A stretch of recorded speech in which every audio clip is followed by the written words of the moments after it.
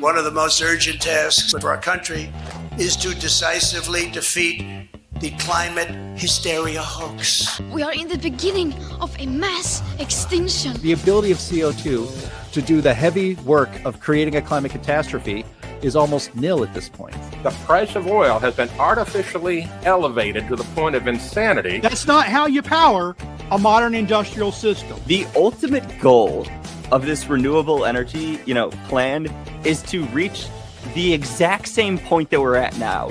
You know who's tried that? Germany. 7 straight days of no wind for Germany.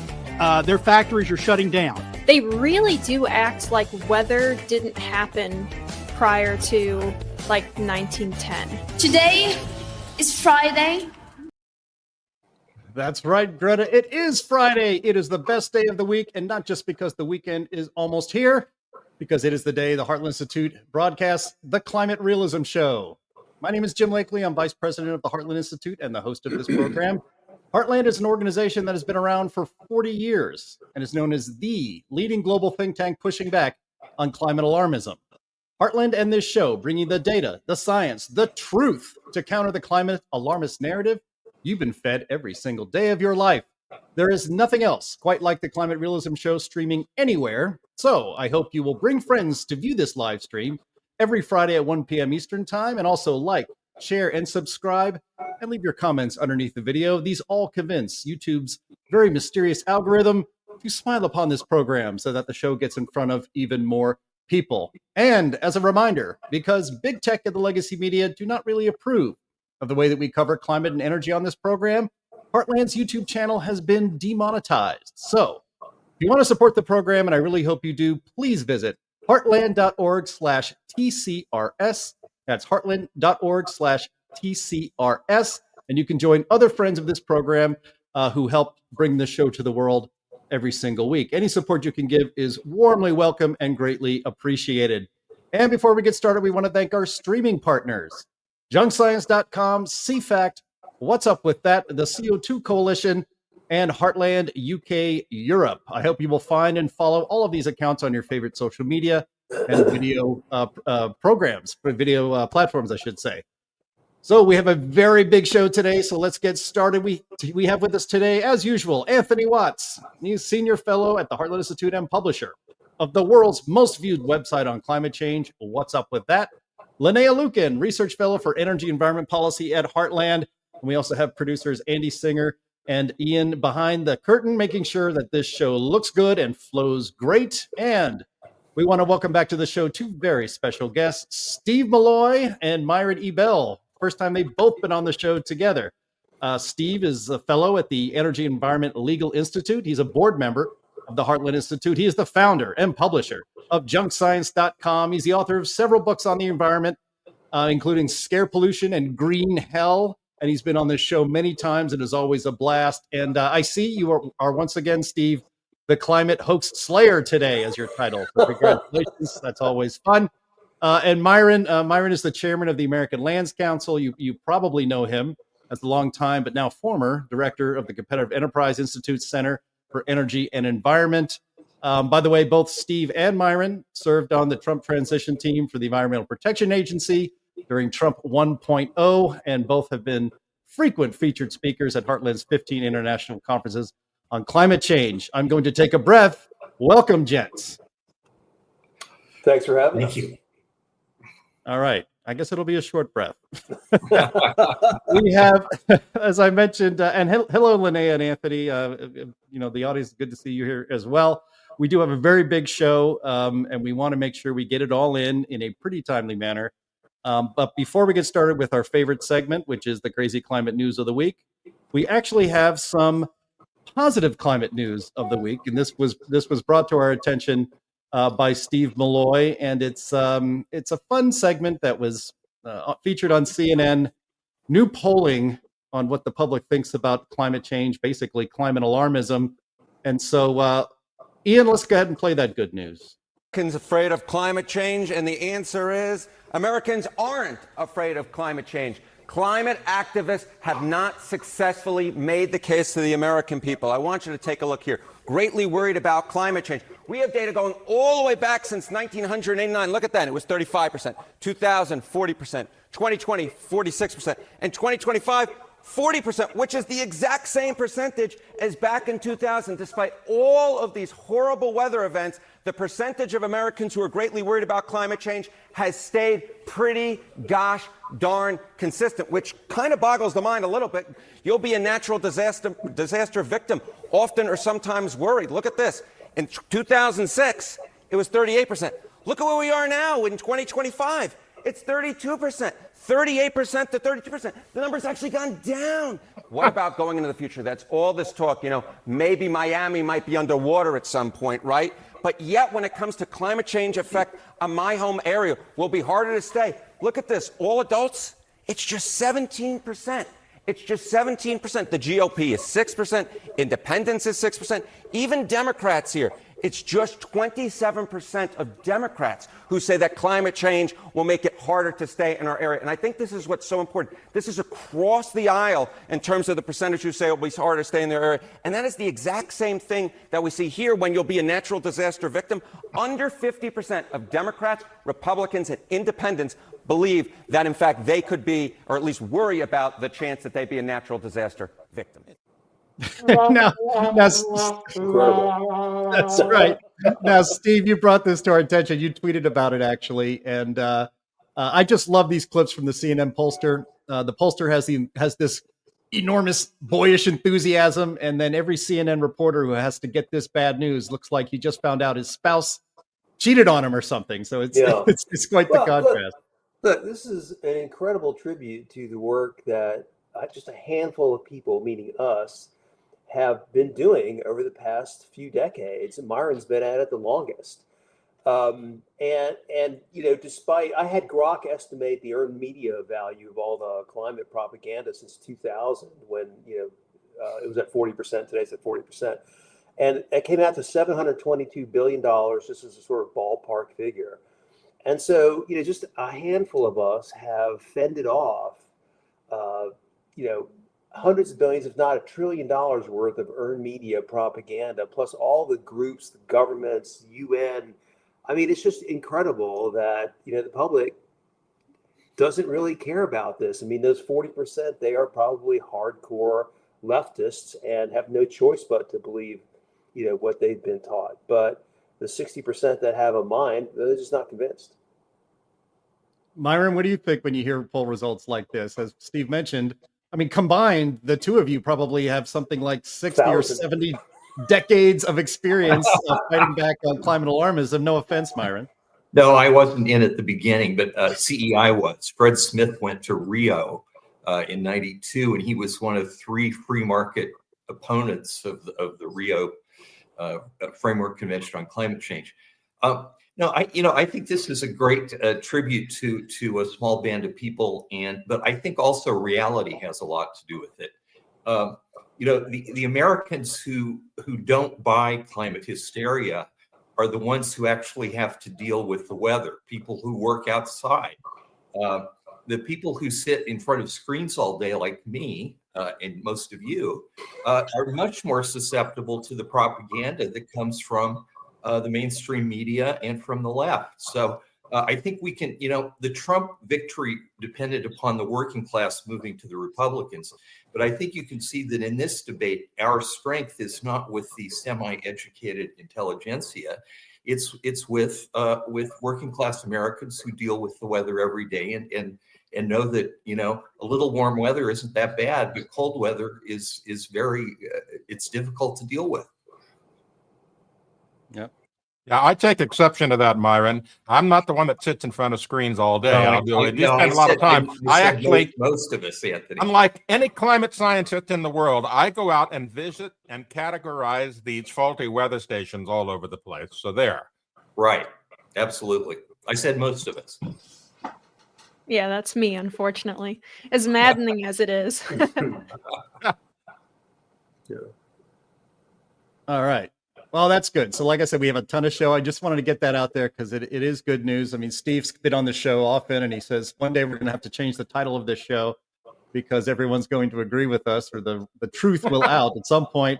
But no, I have a feeling. I know the Climate Consensus Show. Yeah. Well, let's not forget. I mean, didn't Al Gore personally attack climate realism? He did. He did. Where's that clip? That clip is for next week. I've been working on that one. I got it I got it yesterday. It's a tribute to what the message we're getting out there and the way we do it. Both Heartland Institute, Steve Milloy's organizations, Myron's organizations, and so many other, as he said, a small handful of organizations and allies that have done this. That Al Gore at a TED Talk was forced to address climate realism by name and climate realists by name. Yeah. That's called winning. And we're going to be talking about that probably next week. All right. But for all the great stuff we need to talk about today, let's get rolling with the crazy climate news of the week. Hit it, Andy.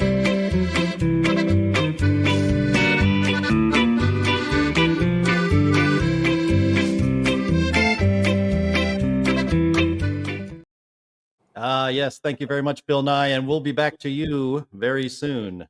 Sit tight. But we're going to start off by analyzing what is in the climate and energy realm in Donald Trump's one big, beautiful bill. The nonprofit law firm Earth Justice calls it, quote, the worst environmental bill in U.S. history. So it's got to be great. There's some highlights here. I'm going to put something on the screen in a minute here, Ian, from the slideshow, but doing our own research here. The big, beautiful bill resumes coal leasing on federal lands. On the residential solar, that 30% tax credit is going to go away at the end of the year. On wind and solar energy projects, the tax credits are eliminated, with the exception that projects started within the next 11 months, or those completed by the end of 2027, are grandfathered in. The $7,500 per unit federal tax credit on the purchase of new EVs, gone as of September 30th, 2025. And plus the $4,000 federal incentive for buying a used EV. Those are great. Used EVs. That's also been killed off. So perhaps this dream of electrifying the entire federal fleet is also out the window. There was a tax credit for installing an EV charger at your home. That's also been killed off, effective June of 2026. And there's also a rescission of funds for green and resilient retrofit program for multifamily housing. If you can bring up that slide, Ian, I found this via X. This is from the bill itself. Here's some of the other great news from the one big, beautiful bill. There's a rescission of funding for clean, heavy-duty vehicles, a repeal of the greenhouse gas reduction fund, a rescission of funding for diesel emissions reductions, a rescission of funding for Section 2011-0 of the Clean Air Act, no more funding for methane emissions and waste reduction incentive programs at petroleum and natural gas systems. The funding for environmental climate justice block grants, that's gone. Neighborhood access and equity grant program, also gone. And the funding for low carbon materials in federal buildings has also been rescinded. So, guys, I wanted to start with the reason I wanted Myron and Steve on this call is that we both talked about this a little bit. Myron is both of these guys have decades of experience in Washington, D.C. They know how environmental policy is made, both in the regulatory, the administrative state, but also in legislation. Myron is a glass half full kind of guy. He thought that this was pretty good. Myron and Steve, is a little bit more of a glass half empty kind of guy. And so I wanted these two to kind of lay their positions out, and maybe we can come to a happy medium on what we should think about this. I'll start with you, Myron. Yeah, thanks, Jim. I'm more than a glass half full.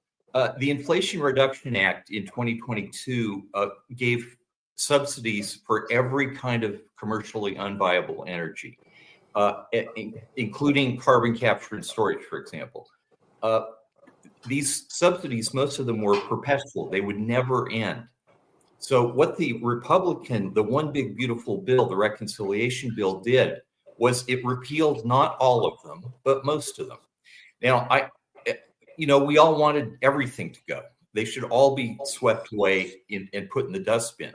But given the way Republicans usually do these things, this is a monumental victory, because the way Republicans handle reconciliation bills or big bills, must pass bills, The way Republicans typically handle must-pass bills is that everybody tries to sneak their special handout or favor into the bill. Very little of that happened in this bill, right across the board, not just the energy and climate stuff. So this bill gets rid of the wind and solar subsidy in a few years. It gets rid of the EV subsidy immediately.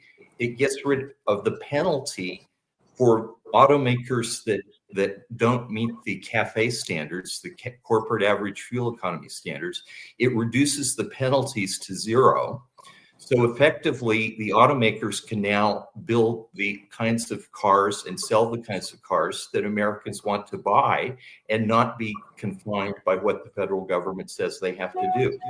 So on the auto side, it's terrific. And on the electric grid side, it's really good. So I think this is a tremendous victory. And it shows that the Republicans actually stood up and did something with Trump pushing them.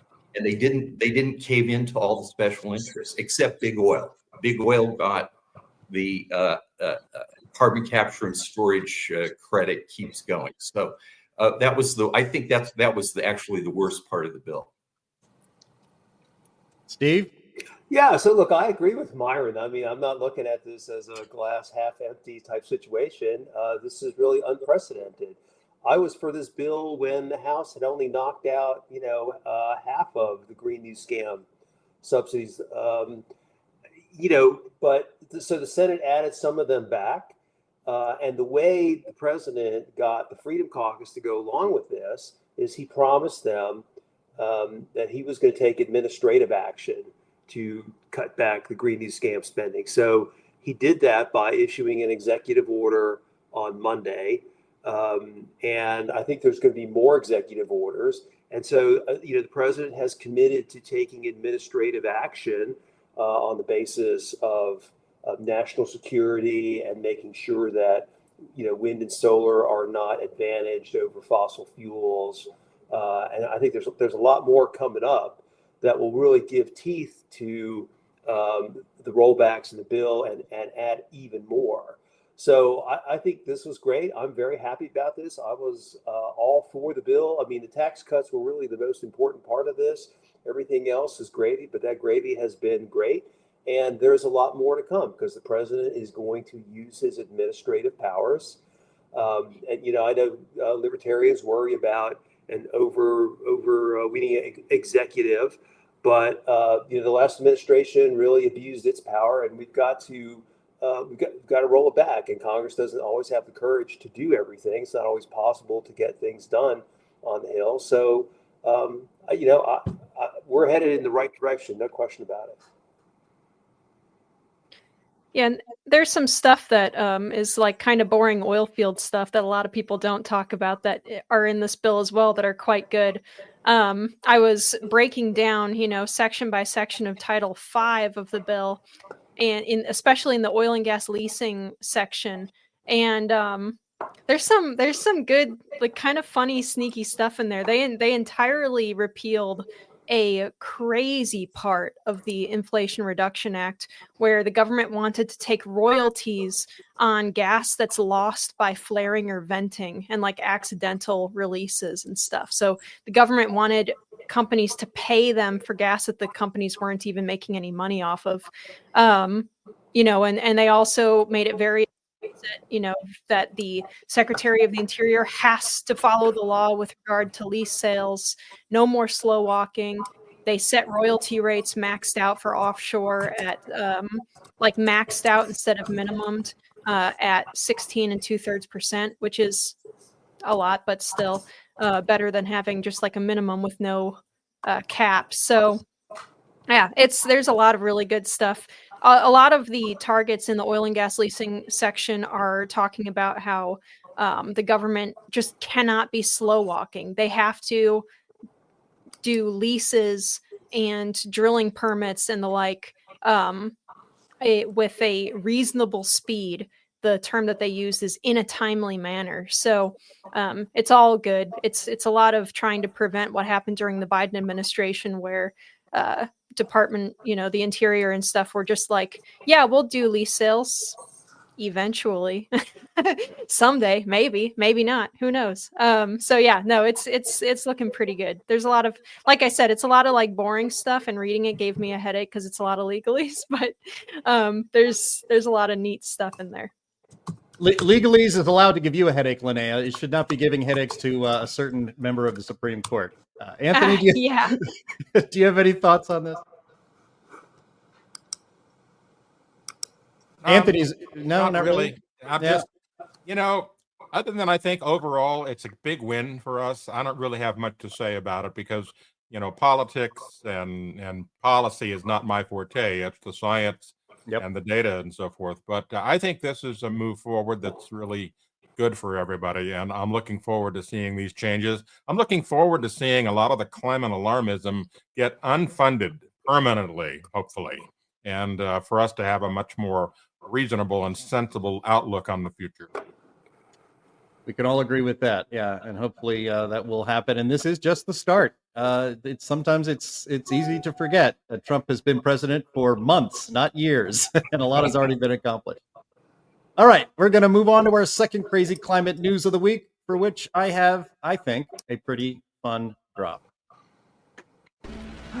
What is that? What is that? What is it? Oh, no, not the bees! Not the bees! Ah! Yes, it's the bees, another bee story. I don't understand why climate alarmism is so obsessed with bees, but take that for what you will, and I couldn't resist that little drop. This story comes to us from the Daily Mail.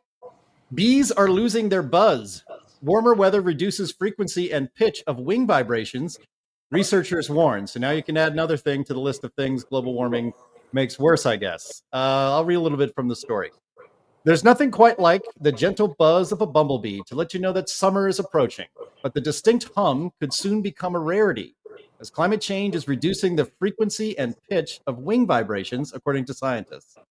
Experts warned this could have consequences for the effectiveness of bee communication and their role as pollinators, and it could be bad news for the nation's tomatoes, blueberries, and honeysuckle plants.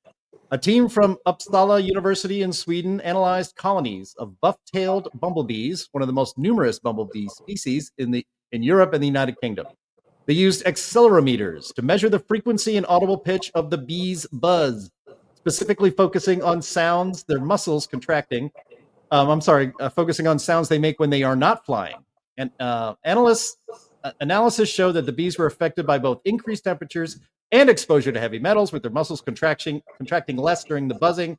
This led to fewer wing vibrations, suggesting that the buzz might not be quite so loud. Now, the reason this is a problem, they explain, that if warmer temperatures make it so that the bees don't buzz so much, that means they're shaking on the plant and not spreading as much pollen as they normally would, and that's a big problem, I guess.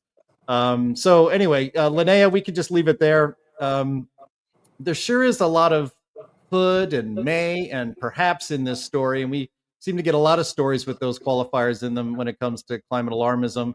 But you've done a lot of work for our Climate Realism page and on videos about bees, so I'm going to let you start off. I talk about bees way more than I ever thought I would talk about bees. Not just posting the script to bee movie in unsuspecting chats, but it's very stupid, and it actually goes back to the climate funding issue, right? So a lot of these stories that focus on some kind of like an ecological, like a very niche, very specific ecological area, and tying it to climate change has to do with the fact that you get funding. It's easier to get funding if you can shift your bee noise making study like a climate angle, right? So you might want to do a study on bee communication or whatever. Well, you want to do that research, but nobody cares.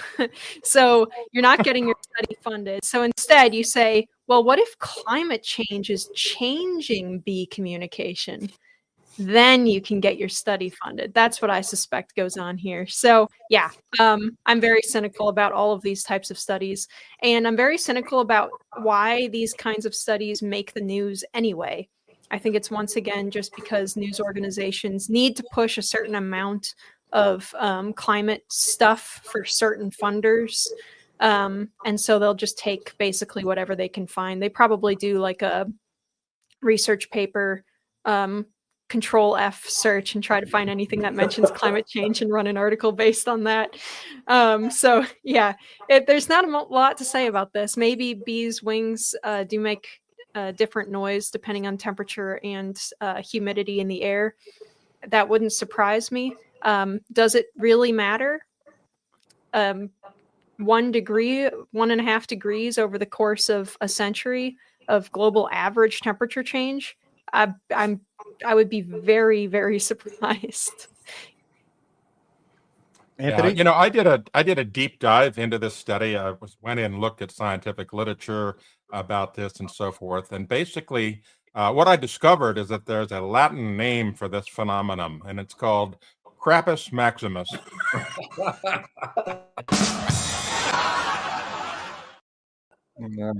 Thank you very much, Anthony. Yeah, if I could just throw in my 2 cents here.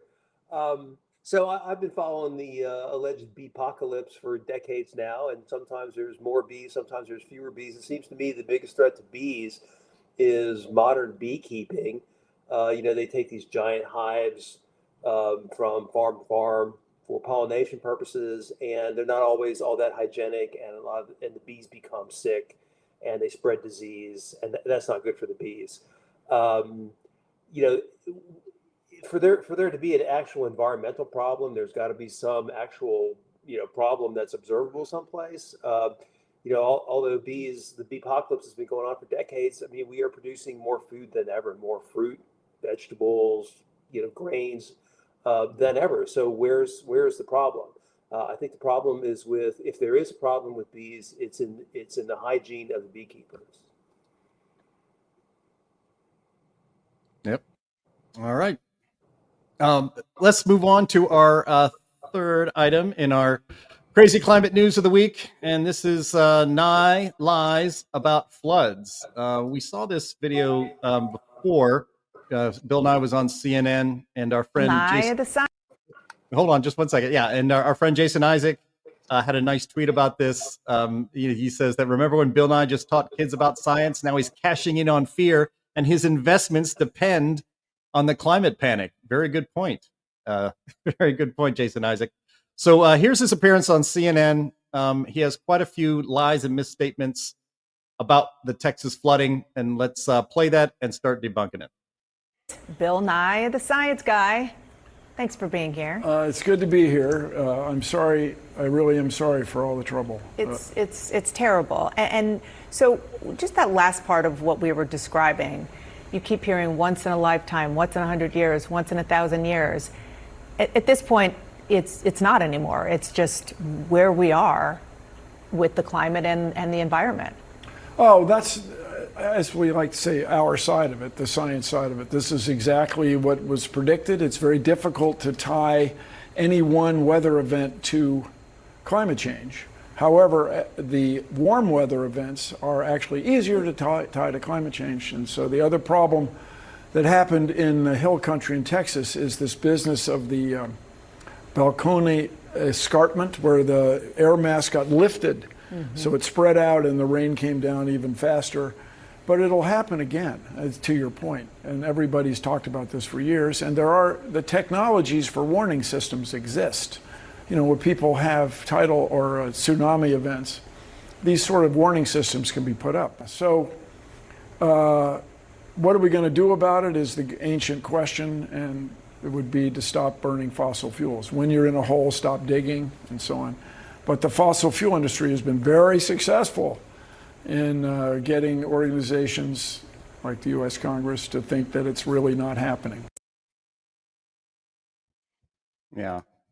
Well, Anthony, I know that, and I'm scrambling here on the background, I know that we're going to address this, but, just listening to that from Bill Nye, that's there was a lot of false statements in barely just a 90-second clip. And I know that you have some charts here to maybe tell a little bit more truth about what's happening. What happened? We'll do that when we get to the man segment. But But what I do want to do is say, I put up a tweet just a little while ago talking about this, and I'd said that in the last week, the Texas flash flood tragedies brought out more armchair climatologists like Bill Nye than I've ever seen before for a single weather event. And, they're talking about cloud seeding perhaps enhancing this. No, cloud seeding is a very short-term thing. They did it 2 days ahead of time. It usually dissipates in 30 minutes or less. And the effect, when it's measured, increasing rainfall might be 5 to 10%, not a whole lot. Certainly not anything like what we saw with that extended mesocyclone that stayed over Texas. But, this is not new. The Camp Mystic tragedy is that area is so prone to flash flooding. It's been called Flash Flood Alley. AccuWeather had a story about it. And large-scale flash floods have occurred 4 times in the area during the last 50 years.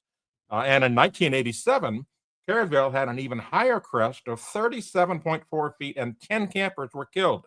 So this is not unprecedented, and it's not climate change. It's happened in the past. It just happens to be the way the area is. And what may have happened here is because a lot of these warnings went out in the wee hours of the morning, like 4:30 a.m. They may not have heard them or gotten them, or if they did, they may have simply ignored them because of a phenomenon known as warning fatigue. I mean, in any given summer in Texas, there might be a couple thousand warnings issued by the National Weather Service statewide. And so people kind of just get used to them, and maybe they don't pay as much attention to them as they should. Ironically, the thing that could have saved this, Bill and I did say one accurate thing. There are warning systems that could have prevented this.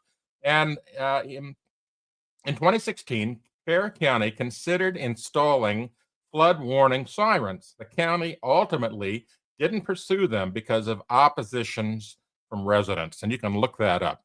It's really sad, but that's the bottom line. Yeah, Steve, before we leave this topic, I wanted to point out 2 other parts of this interview that were pretty stupid, but I didn't want to include it in the clip. In one part of the interview with CNN, Nye talked about Article 1, Section 8 of the Constitution, showing that science is in the Constitution. Hey, Mr. Engineer, that's about patents and copyrights. That is not about promoting alarmist science in the Constitution. Good grief. He was also asked by CNN's Dana Bash about lobbying Congress, and he immediately corrected her, said, no, we don't lobby. That's a legal term. That's difficult. He's just an advocate, which I think is pretty rich, since he accuses the Heartland Institute of being lobbyists for the fossil fuel industry or whatever, and attacking our side of this argument all the time. And he's very, very quick to say that he's not a lobbyist. He's just an advocate. Yeah. He's just really a despicable person. What really sticks in my mind from him is he said that climate denialism, which I guess he means us, will die like one old white guy at a time. And it's, that kind of comment, it says everything you need to know about him. He's also a dimwit. And I think that helps us. He's well, there's that too. Yeah. He's really slow. Well, he's definitely slowing down. He's not the cool nerd anymore. He's just somebody's kind of grumpy grandpa at this point. But just we'll move on. But just taking it from the top of the segment there, Jason Isaac pointing out that he's got lots of investments. I guess presumably, at least Jason Isaac is accusing this, not me, not the Climate Realism Show. That his investments, as a lot of these people do, they have investments in green energy. So they got bad news with the one big beautiful bill this week. Well, let's also throw in that you can't even build green energy without fossil fuels. I mean, all the stuff is made in China with coal power. It's all built with construction equipment powered by diesel. All the foundations need concrete, also made of fossil fuels, and rebar. Just to say what he said, that we should just stop using fossil fuels, it's just moronic. Yeah, I mean, not using fossil fuels or moving faster to net zero is not going to affect the frequency of flooding in Texas at all, or anywhere else for that matter. But we're going to get to that moving forward here pretty quick. All right, let's do a couple of fun things. We'll add this to the stage. This is our meme of the week. I couldn't resist this one. This just says breaking news. This is from our friends at Wide Awake Media. Breaking news, the entire country of Germany has been submerged with molten lava as a result of normal summer temperatures. And the most fun part about this this post on X was how it got community noted, which said that that's actually not lava. That's actually Germany's not covered in lava. So yeah, no kidding. Yeah, we figured it out. It's called a joke, and it's a joke because of this meme that we have shown on this program in the past.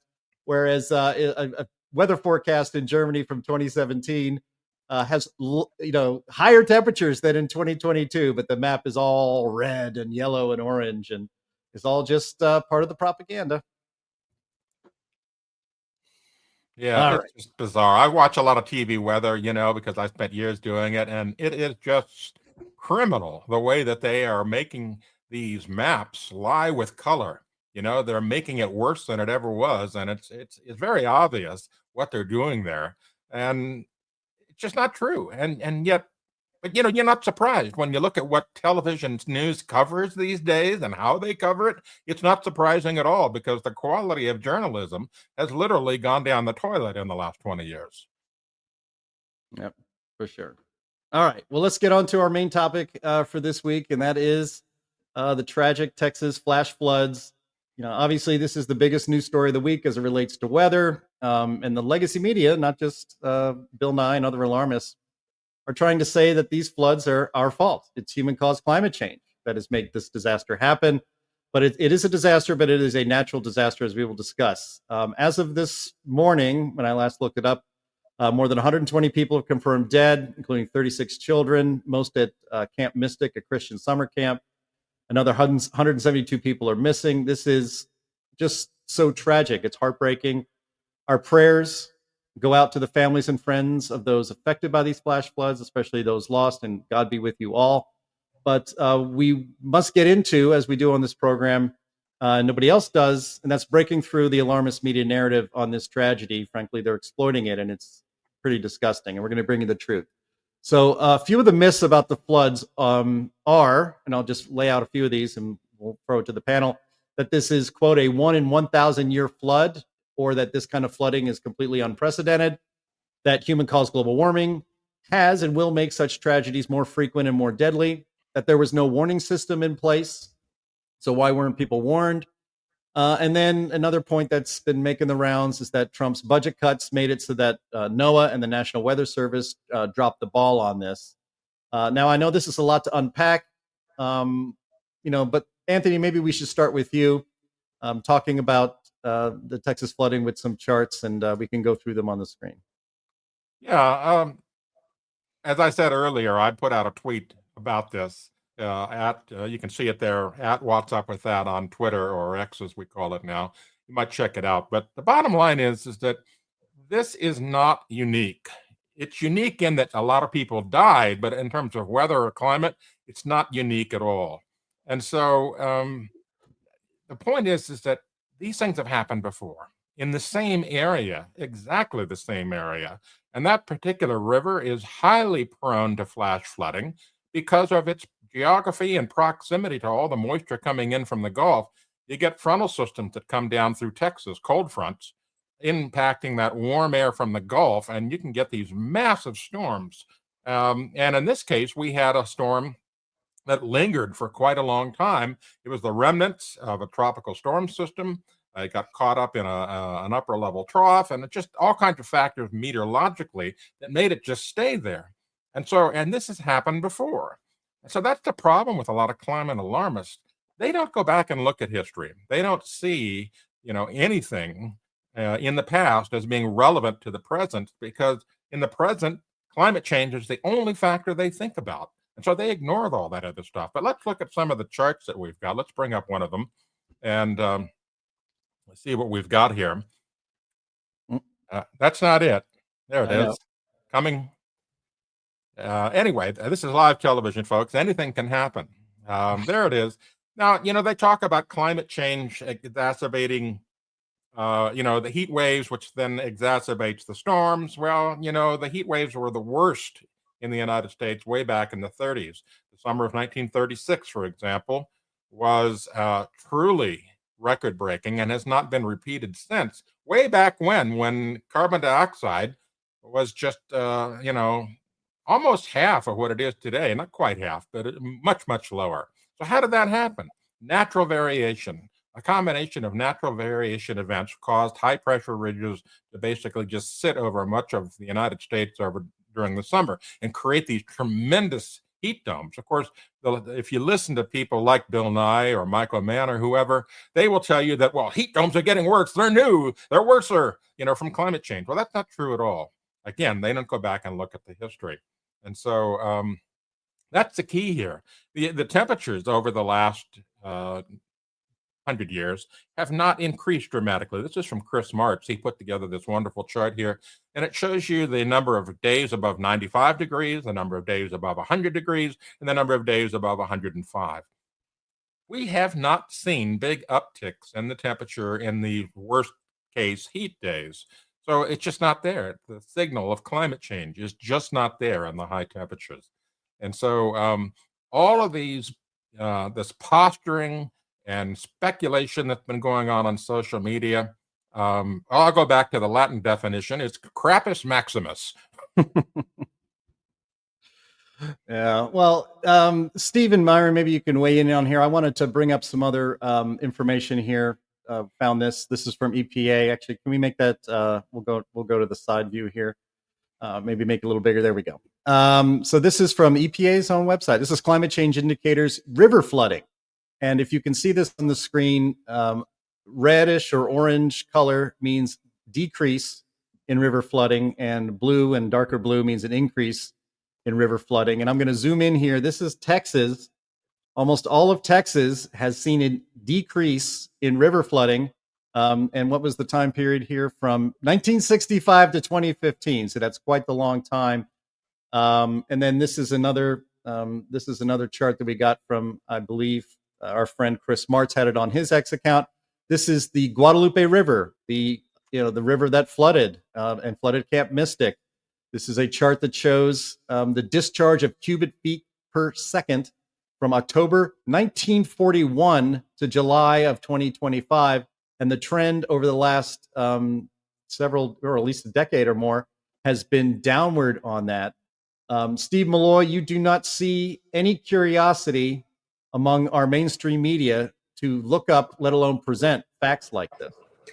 Yeah, so there's no there. What a surprise. When I woke up, I think it was July 5th, the next day, and read the Washington Post report, I thought, wow, this is really different, because the Washington Post coverage was basically, it's a copy of its front page from July, 1987, the last time the Guadalupe River flooded and killed people. And, it happened this year, it happened then, it happened a long time before that. So clearly it's got nothing to do with climate change. So, and I thought that this was going to be sort of a marked difference in, extreme weather event coverage going forward. But then, I went to the New York Times and I saw that their climate reporter Raymond Zhang had some nonsense about, some study finding that there had been more extreme precipitation events this century. That's easy to debunk. And then it just sort of took off from there. So I've been quite disappointed to see the media fall back in their old practice of just trying to make every extreme weather event, every natural disaster, every tragedy about climate change, when it's got nothing to do with any of that. It's just a tragedy.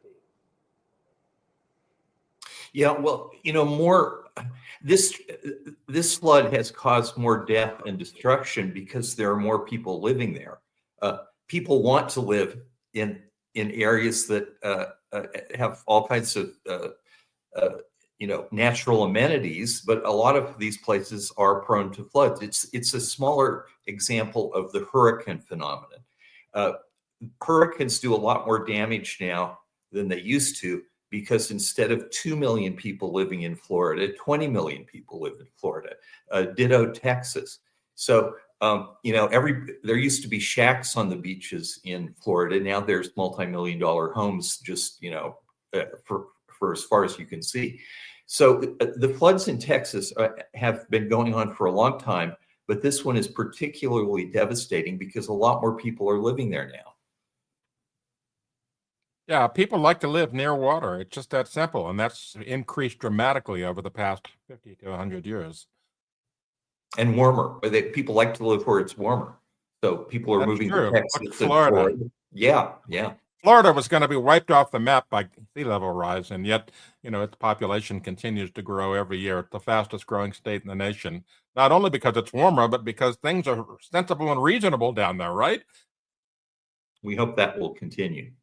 Well, and I think we'd also be remiss if we didn't talk about weather attribution. The folks at World Weather Attribution, Freddie Otto. There was a Climate Central program featuring them and how they're attributing this to climate change. And those people know so much about climate science and they're so good at it that they failed to predict this event.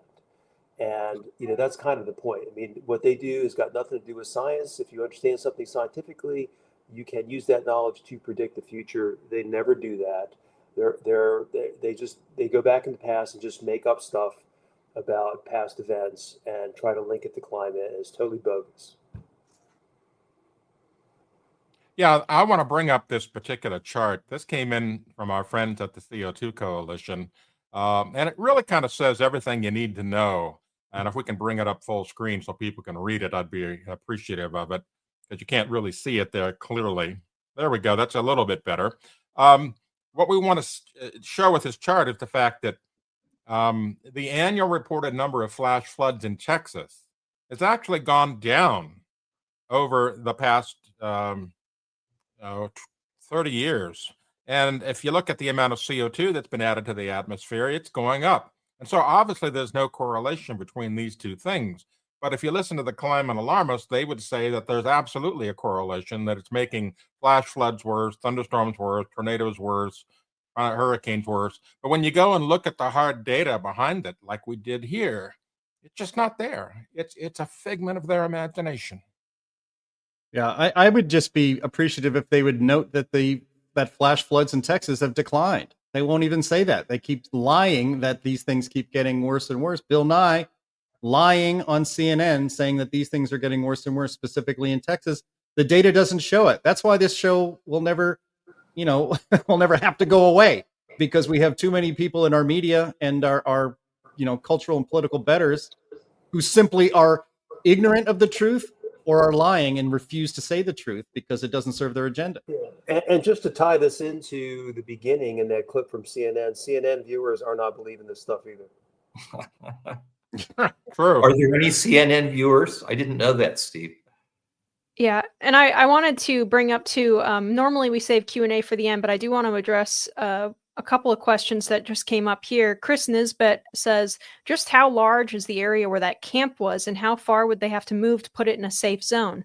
Well, the thing with Texas is fairly infamous for having very, very loose zoning. Like you can pretty much plant your camp where you want it to go. People want to be as close to the river as they can, or to where ephemeral water shows up as they can for a pretty, wilderness retreat. If you look, there have been, I don't have it right in front of me, but people have been posting the flood zone designations, and Camp Mystic was basically all in the red, like this is a known frequent flood zone area. It was not very far away from them at all that they had, a little gully. They were kind of in a little gully. So if they just went uphill, it would have been better. I don't know if the yellow zone, which is the flood risk, but not necessarily flood zone area, was also part of the stuff that got washed out. But people like to put homes, they like to put structures in areas near water. They like to be enclosed in pretty gullies. You saw this last year with Asheville. People love that cliffside in a gully aesthetic, I guess. But that cliff, as engineer guy here points out, that topography is there for a reason. That topography was built by water over time. It was made that way because it is prone to flash floods. It's how the region carves out those amazing gullies and beautiful. I mean, they're called washes for a reason, right? Mhm. So you put a camp in a wash, and a storm comes at 4 a.m. It's a major. It's just asking for trouble. And I'm very skeptical. I think you're going to see some really interesting and terrible lawsuits going through. I am extremely skeptical that Camp Mystic did not experience flooding in the past, based on the satellite photography of the topography that they were looking at. It's appalling. Well, they did suffer a similar flooding in the 80s. I think it was 1987. I mean, so this has been known, and maybe the camp wasn't as big as it was in 1987 as it is today, but that is the case. And I wanted to add something else here to the screen. This is from Chris Martz, our friend of the program from CFACT. He mentions, because this is another one of those lies going out there about what happened here, was that there wasn't sufficient flood watch or flood warning issued. And it says here that 15 hours in advance, they urged residents to be weather aware. At 1:14 a.m., they issued a flash flood warning more than 3 hours before it crested at 29 feet. And he shows here the actual bulletin from the National Weather Service warning about the flash flood. Now, it happened in the middle of the night, or early in the morning when people are asleep. But that's just the nature of severe weather. It can pop up, as Anthony knows, at absolutely any time. And then just one other point, I won't bring it up on the screen, but you can look it up yourself. There's a story in the Wall Street Journal that says escalating alerts of dangerous flooding arrived when people were sleeping. And in that story, there is the debunking of the idea that Trump's budget cuts to the National Weather Service and to NOAA had any effect on this thing. The National Weather Service Employees Organization, which is the union representing the National Weather Service, said vacancies did not affect the forecast office ability to issue warnings for the floods. Again, you have to get this kind of information from this program, because it seems our media seems incapable of sharing that information with the public in a timely way. Yeah, and I would like to repeat what I said earlier. There's a phenomenon known as warning fatigue that goes on, particularly in the Midwest during any summer. The National Weather Service, in an overabundance of caution, issues so many watches and warnings that they become almost a drone in the background of your life experience there. Mike Smith, who has addressed this issue regularly, has said that we need to have a blue ribbon panel basically to assess how we are putting warnings out in the United States and how to get people to listen to them. So in this case, it was probably a deadly combination of people were sleeping, the fact that there were no sirens, which could have woken them up. They had an opportunity to put sirens in Curry County in 2016, and then the populace said, no, we don't want that. It's going to be annoying. And then again, that's a symptom of warning fatigue. And then, they just simply didn't get the message, or if they did get the message, they ignored it. And it's truly tragic. But climate change has no factor in this whatsoever. Budget cuts have no factor in this whatsoever. Trump has no factor in this whatsoever. Well stated. All right. Well, we're already at the 53-minute mark. Already packed it in with a lot of information, and we have a lot of questions already from our audience. So, Linnea, take it away. Sure thing.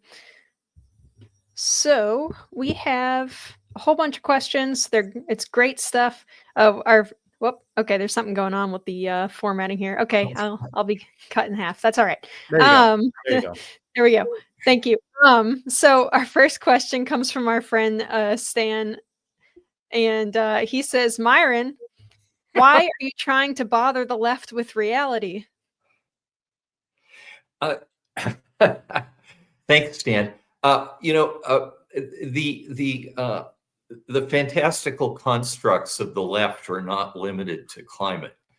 We find that they want to create an alternate reality in the economy, in world affairs, in the way in human nature. They want to deny human nature. And so I think, generally on our side, we're outgunned and we're outspent.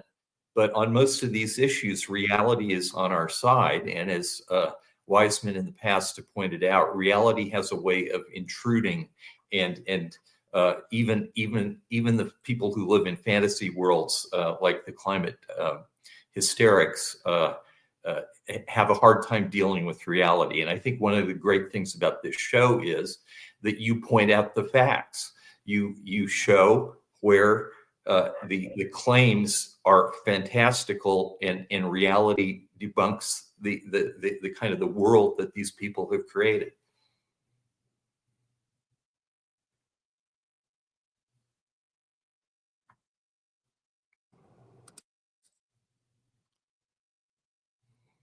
Something's going on. I think we've lost Linnea. Linnea's dropped off. Okay. So maybe our producer can put up the next question and we can just jump on it. Jim, you're muted. Whatever happened. I was speaking the whole time with the thing muted. Sorry, I got it under control until Linnea gets back. So I'll take the questions here.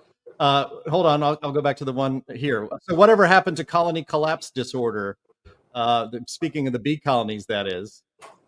Yeah, well, that went the way of the dodo when they discovered that it was basically due to Verona mites. And once they started looking at that in a broader context, the whole climate change is causing colony collapse disorder started to disappear from the rhetoric. Yeah, could I add to that? One thing that it strikes me about this debate about bees is that honeybees are not native to North America. They were introduced by European colonists. And so they are actually an invasive species. And I'm not quite sure why we were supposed to be concerned about them. I thought we were supposed to be controlling and getting rid of invasive species. So, Yeah, that's a good point. And I brought it up in the comments as well. I'm sorry that I disappeared there for a second, guys. My computer just suddenly decided to disconnect all of my USB ports. So that was cool. Which meant my camera and my mic, everything went down. The interesting thing is, they've got some areas in Europe in particular that have so many darn honeybees because of hobbyist, what's the word? Apiary. Anyway, hobbyist beekeepers, that their native pollinators are actually being destroyed, like devastated by them, because they just cannot compete with these voracious little honeybees. And also the honeybees are actually starving in some places because there's not enough flowering plants for them. It's pretty astonishing that weird little blip of propaganda about bees was basically focused on the colony collapse disorder issue that basically only exists in farmed bees, like what we were talking about at the top of the show, or at the beginning of the show, with regards to like poor hygiene in beekeeping facilities. It's not observed in like nature, so it's an effect of beekeeping. It's not an effect of any like environmental conditions. All right. Let's go this one from Christine Laurel, who says, as Steve pointed out, the fact that you need fossil fuels to manufacture wind and solar is conveniently overlooked. What is their plan if they succeed in ending fossil fuels, Steve? Magic? Well, they don't have a plan. They don't plan to end fossil fuel use. That would be impossible. That would be suicidal. The whole point of the climate hoax is it's the left's scheme to grab political power and control the economy. It's got, read Animal Farm. They even have a windmill in it. And in there, the evil pigs just tell lie after lie after lie until, their power is irrevocable. And that's Orwell nailed modern environmentalism, modern leftism in Animal Farm, and that's what's been happening to us.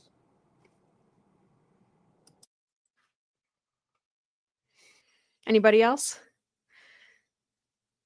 Myron? Nope, No. Nothing to add there. Yeah, I think Steve has got it pretty much. All right. So Chris Nisbet wants to know, with regards to the bill, why wouldn't wind and solar subsidies stop immediately? Because there were several senators who wouldn't vote for it unless there was a slight extension. So the Senate went along with getting rid of EV subsidies immediately, but there were several Republican senators who said, well, my wind and solar donors tell me that they just can't. They need a little more. They need a few more subsidies. And so, the bill passed with 50 votes plus Vice President Vance. So I would say this about two people who voted against the One Big Beautiful Bill. Rand Paul, he's a very principled man, but the fact that you can't get him to vote for it, he just wouldn't vote for it because it's fiscally irresponsible to spend any more money when we're so far in debt. Because he was a no vote, Leader Thune had to negotiate more with the squishy Republicans who wanted to continue some of these handouts. So Rand Paul didn't get anything, and so the leader had to round up the squishes to get to 50. So, and the same thing in the House with Thomas Massie. The House Freedom Caucus was very effective, but Thomas Massie didn't get anything because he announced that he'll never vote for this and just forget about it. So he had no leverage, and so the people on the left in the Republican Party had the leverage. So I think we need to congratulate both Speaker Johnson and Leader Thune, the House Freedom Caucus, and particularly President Trump and his White House team. I mean, they really pushed this over and convinced the 2 or 3 or 4 or 5 no votes to switch and to get it through. Absolutely. And this is actually a good follow-up question that just popped up here from Energy Colonizer, who says, for Myron, do you think HR 4218 to amend the Clean Air Act to facilitate state implementation of national ambient air quality standards is going to pass? My guess is no. Steve or Jim may know more about it, but it's hard to pass these bills. That's why they have to use reconciliation, because it only takes 51 votes in the Senate. Yeah, it's almost impossible to do anything with the Clean Air Act. President Trump's going to have to do everything administratively, and then we've got to hope that there's another Republican administration that can, keep deregulating and detoxifying the Clean Air Act. Yeah. Yep. Awesome. Okay. I'm trying to find more. Here we go. From Climate Bell. Are there people in the new DC administration that would appreciate a scientific proof that vindicates their climate direction? And if so, who? The endangerment the reconsideration of the endangerment finding, which President Trump essentially ordered the EPA Administrator Zeldin to undertake, that reconsideration has been sent to OMB, the Office of Management and Budget, and the underlying regulatory part of that, OIRA, which Jeff Clark runs. And the technical support document with some science in it has also been sent to OMB. So that reconsideration is going to come out as a proposed rule, and it will be published in the Federal Register, and there will be a comment period. And I have been told by several people who have been working on this in the administration that they want people to fill up the comment period with good science. They want the sort of skinny scientific case that they've made for withdrawing the endangerment finding. They want people to add to that, to strengthen it, to enlarge it. So I think there will be a huge opportunity to actually get on the record a lot more good science. Now, of course, the other side will be piling on with all the crap that Anthony has alluded to. So I think there's going to be an official a window here to get a lot of the science that disputes the climate hoax into the record, and they will have to consider it. Thank you very much, Myron. Alrighty. I'm going to bounce over to a science question real quick here. This is an interesting one I'm going to pitch to Anthony because I think I know what they're talking about, but I'm not entirely sure. LT Oracle of Truth says, I saw film from the ISS of a reverse blue sprite in northern Mexico a day before the flooding. From what I have learned, blue sprites are known to appear during unusual weather and flooding. Thoughts? Well, sprites, which by the way used to be considered so odd that airline pilots, which had seen them, since they started doing jet aircraft way back in the 50s, refused to report them because they consider them like, nobody's going to believe us when we talk about this stuff. But sprites have been around for a long time, and they are associated with powerful thunderstorms. And you can think of it like this. A thunderstorm has a big difference between positive and negative charge from top to bottom, and that's why lightning occurs, right? But it's also the same concept as a linear accelerator used in atomic particle research. You have this huge difference between positive and negative, and so the particles want to go zoom, electrons want to go zoom upwards. And so what we end up with is basically a vertically stacked linear accelerator, and when all of these electrons shoot up through the atmosphere, they ionize the air and turn it all kinds of different colors depending on what's happening. And so, yes, it happens during severe thunderstorms. And of course, some flooding may occur during those severe thunderstorms. It's not unusual. And no, it's not driven by climate change. Thank you. And Anthony, just my follow-up question. Is it the same kind of thing for like ball lightning and weird phenomena like that? There's no solid evidence that ball lightning exists. Oh, I've looked into this for years. I have not seen any credible evidence. We've seen a lot of AI generated stuff recently about ball lightning, but there's never been anything credible really about ball lightning. And when I was with the meteorology department at Purdue University back in the 1970s, we actually looked into it for a while and decided there was nothing there. Well, then that settles it. If it's not ball lightning, then it's aliens. Yeah. So I'm glad we have the proof. Okay. And Anthony, this is a question that's not in the not from the general chat, but I do want to get you to address this, and that is, like, could you explain cloud seeding, like how it works and what it is, and explain why it's unusual or why it would not be something that would have affected the flooding severity in Texas? All right. Well, first of all, cloud seeding has been around since the early 1800s. There used to be traveling cloud seeders that would go across the Midwest and promise farmers that they would make it rain. And they would, create these pots of concoctions that would boil and put vapors into the atmosphere. They would charge huge sums to the unsuspecting population of towns that were, having trouble with their crops. And they would basically say, I will do this and it will rain within 2 days. And then they'd move on to the next place and do the same scam. And so cloud seeding has a very long and sordid history before we get to the modern era of it. And then in the modern era, we use cloud condensation nuclei, basically small crystals of silver iodide or salt. And that's what they did in Texas 2 days before the flooding. And there's been a lot of people saying, oh, well, it was cloud seeding that caused it, weather modification, geoengineering, all of that stuff. Well, none of that's true. Yes, there was cloud seeding, but cloud seeding has a very short-term effect, and it only causes an increased amount of precipitation in a storm that already exists. You can't just put cloud seeding into the air and expect it to instantly cause rain. It doesn't work like that.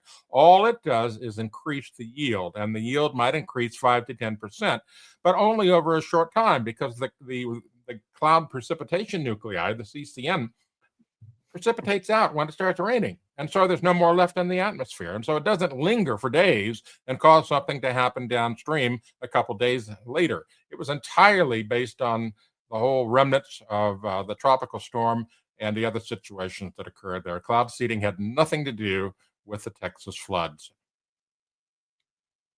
Yeah, and Brandon Dudley points out that the seeding was also done like 150 miles south of where the flooding happened. So unlikely, Yeah. even if it somehow lingered. Yeah, weather in Texas moves from north to south and from west to south. I've never seen weather in Texas, except in the case of a hurricane, move from south to north. Awesome. Okay. Let's see. This is from Christine Laurel, who asks, if flash flooding was so common there, why weren't the warning systems working, or were they working? They were working, and we had just covered that. The National Weather Service had issued their bulletins well in advance. The problem is the timing. The worst bulletin, flash flood warning, dangerous flooding will occur, happened in the wee hours of the morning when people were sleeping. And so maybe they didn't have NOAA weather radio there at the camp, which would, sound off in such a case. If they did and they heard it, maybe they ignored it because of warning fatigue that happens in the Midwest. They didn't have sirens there to warn them of this, even though they talked about putting this in 2016. The county commissioners for Cara County broached the idea, and there was so much complaints from people that were tired of too many weather warnings, voted it down. And so they didn't have sirens. So that's the only thing really that's going on here. Awesome. Okay. We have... trying to find some more good ones about...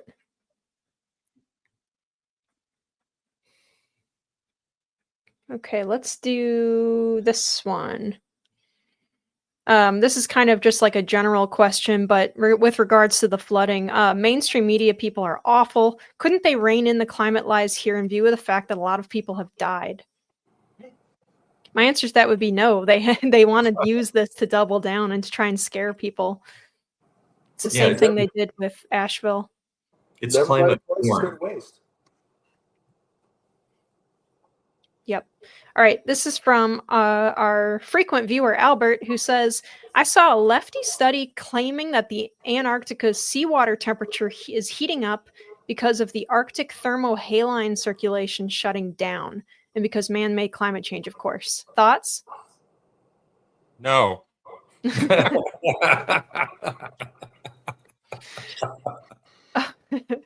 That's all I have to say. No.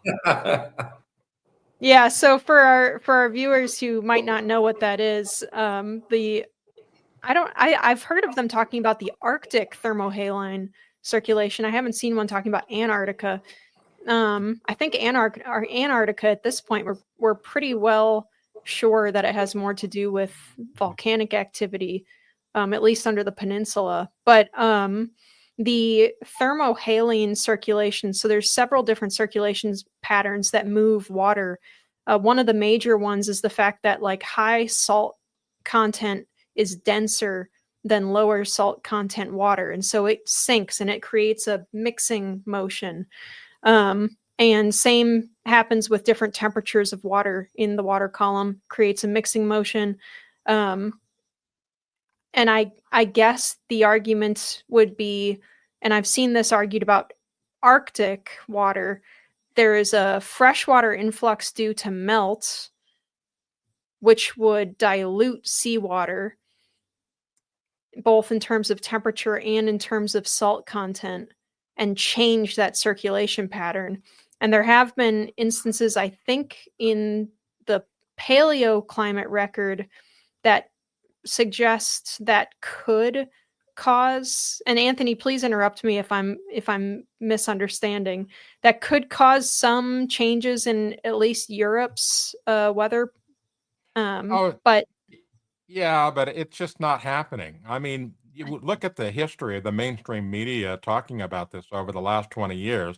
One year it's causing it to speed up. Another year it's causing it to slow down. They haven't been, and it's all model-based stuff, right? And so, yeah, there's been changes in temperature, but it's natural. I mean, stuff happens in the ocean that we don't understand or know about yet. We don't have a really good handle on this stuff.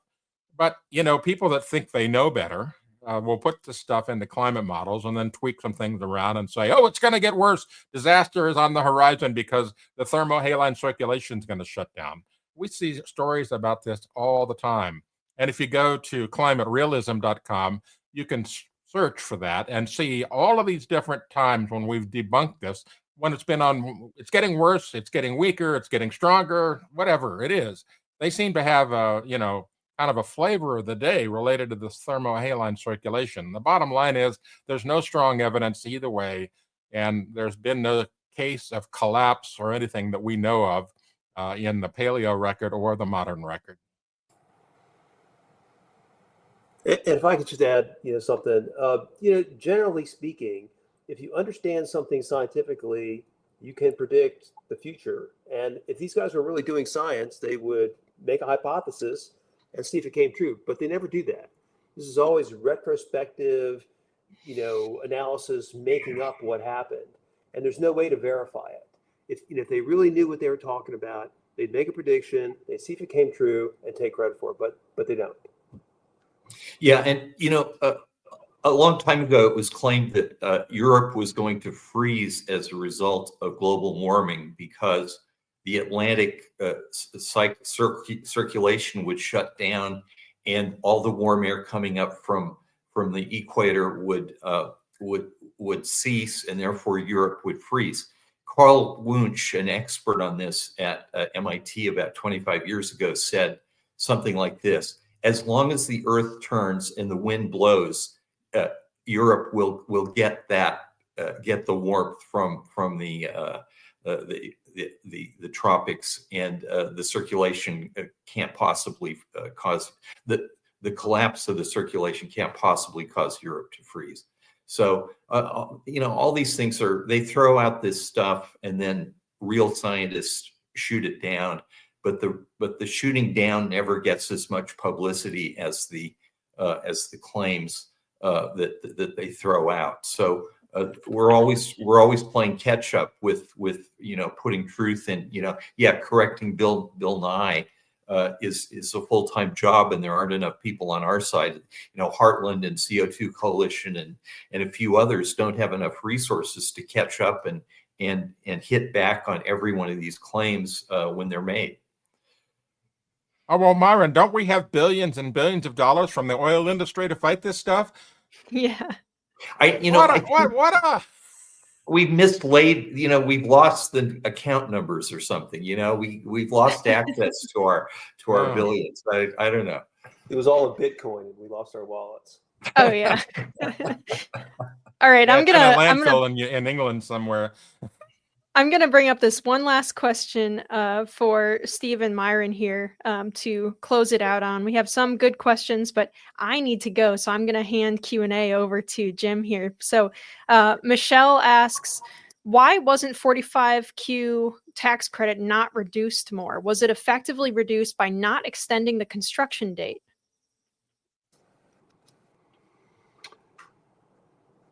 Myron? I think it's still in there, right? Yeah, I do not know the internal negotiations and who was, able to get and keep some of the credits that were not eliminated from the so-called Inflation Reduction Act. It's unfortunate that they didn't just say we're going to get rid of every single one right now. But instead, various members in the Republican Party were able to go and plead their case. And to get to the 50 votes that they needed, they gave up several of these. And the wind and solar extensions have gotten most of the attention on our side, and people have been saying, why, that's terrible. But the 45Q, why did they continue the nuclear subsidies? Why did they continue the geothermal? If these things are so great, people will build them.